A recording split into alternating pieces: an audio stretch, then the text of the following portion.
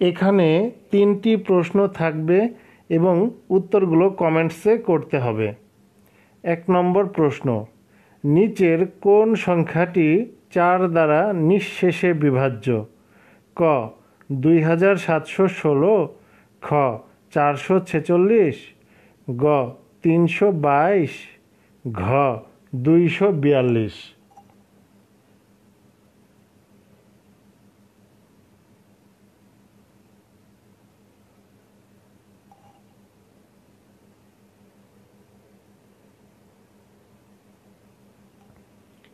2 নম্বর প্রশ্ন, 8542 সংখ্যাটি কত দ্বারা বিভাজ্য?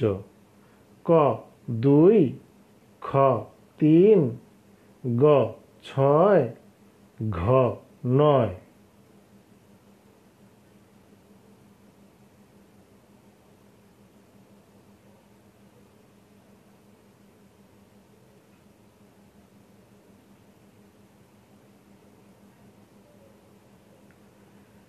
3 নম্বর প্রশ্ন, একক ও দশক উভয় স্থানের অঙ্ক শূন্য হলে সংখ্যাটি কত দ্বারা বিভাজ্য?